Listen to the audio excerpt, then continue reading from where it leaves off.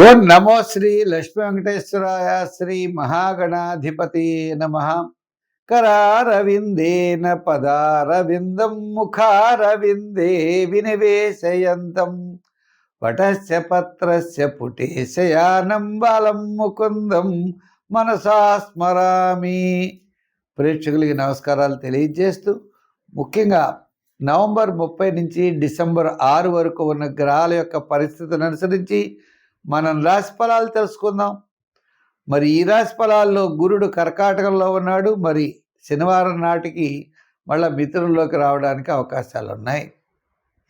అదేవిధంగా సింహంలో కేతువు, వృశ్చికంలో రవి, కుజ, బుధ, శుక్రుడు 4 గ్రహాలు ఉన్నాయి. రాహు ఏమో కుంభరాశిలో రాహు, మీన రాశిలో శని. చంద్రుడు చూసినట్లయితే మీన, మేష, వృషభ రాశుల్లో చంద్ర సంచారం ఈ వారం ఉంటుంది. ఈ గ్రహాల యొక్క పరిస్థితిని అనుసరించి మన రాశి ఎలా ఉందో తెలుసుకుని దానికి సులభమైన పరిహారములు ఆచరించడం ద్వారా అనుకూలంగా ఉంటే కొద్దిగా వేగంగా వెళ్ళడం, జాగ్రత్తలు అవసరమైతే తీసుకోవడం, తద్వారా మంచి నిర్ణయాలు తీసుకుంటూ ముందుకు వెళ్ళినట్లయితే మనకి ఎంతో ఉపయోగకరంగా ఉంటుంది. మనం ఈ వారం రాశి ఫలాలు ప్రారంభిద్దాం. వృశ్చిక రాశి. ఈ వృశ్చిక రాశి వారికి చంద్రుడు పంచమ, షష్ఠ, సప్తమ స్థానాల్లో ఉంది. వార ప్రారంభం మిశ్రమైనటువంటి ఫలితాలు ఉంటాయి. మంగళవారం నుండి శనివారం వరకు కార్యజయం, ఆర్థిక లాభములు, ముఖ్యమైన వ్యవహారాల్లో విజయం సాధించడం, బంధుమిత్రుల యొక్క సహాయ సహకారాలు లభించడం ఉంటుంది. ఉద్యోగపరంగా అధికారులు మెప్పు పొందుతారు. రాజకీయ పరంగా పెద్దగా గుర్తింపు ఉండదు.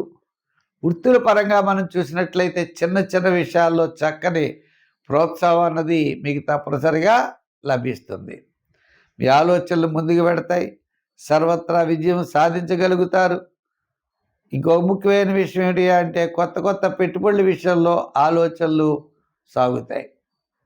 అది ఎలా పెట్టాలనే ఆలోచన, ఇది ఇలా చేయాలనే ఆలోచన, ఒక భవిష్యత్ ప్రణాళికలు సిద్ధం చేసుకుని తద్వారా విజయం వైపుకి వెళ్ళేటువంటి పరిస్థితులు ఉన్నాయి. అయితే ఏమిటయ్యా అంటే జూపిటర్ గురుడి యొక్క బలం లేదు. మిగిలిన గ్రహాల యొక్క బలం కూడా సామాన్యంగా ఉన్నది. రాశిలోనే 4 గ్రహాలు ఉన్నాయి. ఏదో వేళకి విందులు వినోదాల్లో భోజనం చేయడం ఉంటుంది కానీ మరి కుజగ్రహం అనుకూలంగా లేదు, రవిగ్రహం లేదు, మరి బుధుడు లేడు. అంటే క్యాలిక్యులేషన్స్ కరెక్ట్గా ఉండవు. ఆరోగ్య సూత్రాలను పాటించాలి. అలాగనే మీ యొక్క విధి విధానాల్లో స్పీడ్గా వేగంగా వెళ్ళేటువంటి పరిస్థితులు లేవు.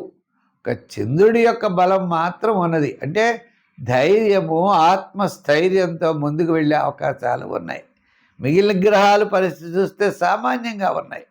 అందుచేత ఇటువంటి పరిస్థితుల్లో మంచి ఆలోచనలతో ముందుకు వెళ్ళండి, విజయం సాధిస్తారు.